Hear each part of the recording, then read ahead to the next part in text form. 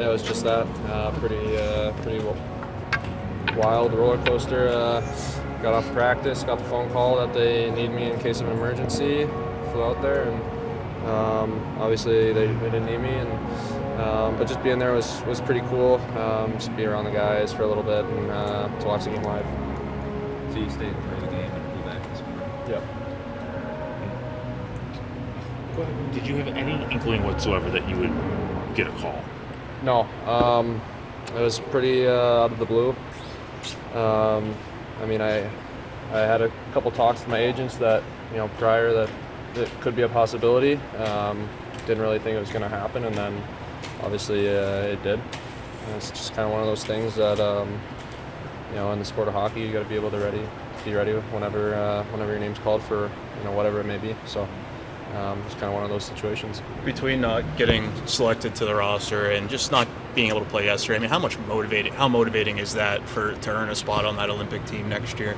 Yeah, I mean, that's a big goal of mine, is to make that team. And I think being there and watching it, just feeling the emotions and the energy in the building just makes you want to be on that team even more. Obviously, it was cool watching it on TV, but it's a whole other animal being there live and just feeling the energy from the crowd and the passion.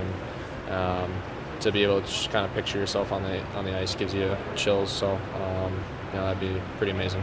What's that like for you to get that call, but knowing you need an injury, you need an illness to get into the lineup and then needing ill will on somebody else to get in? Yeah, I mean, that's it's kind of a weird situation to be in, right? Obviously, I want to play, but at the same time, you're friends with a lot of those guys, and you know how hard they've worked to get to that spot, and you hate seeing guys, get injured, and you never want to wish that upon anyone. So it's just kind of one of those situations where you're there in case they need you, and just try to stay ready and kind of keep yourself in that mental framework.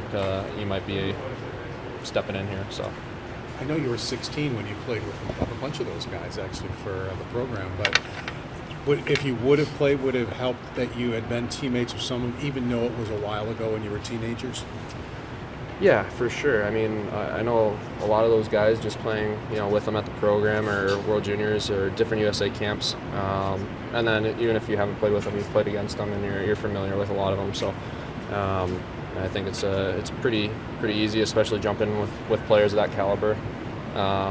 Makes the game a lot simpler. So,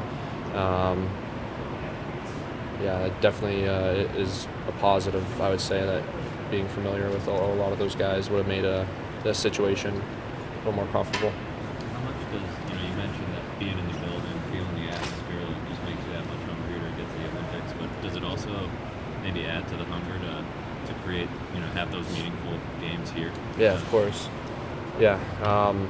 Obviously, the Four Nations, I thought they did a great job putting that on, and the energy, and I thought the reaction from the fans and just people in general, it caught a lot of eyes, for hockey.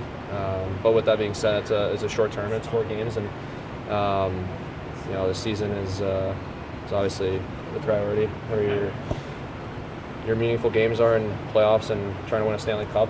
And I think obviously now there's more people that are going to be hopefully tuning in to watch, and that's a good thing. And I think for us here in Buffalo, obviously we've done a really poor job of doing that over a long period of time here. And I think anytime you see an atmosphere like that, you can feel it.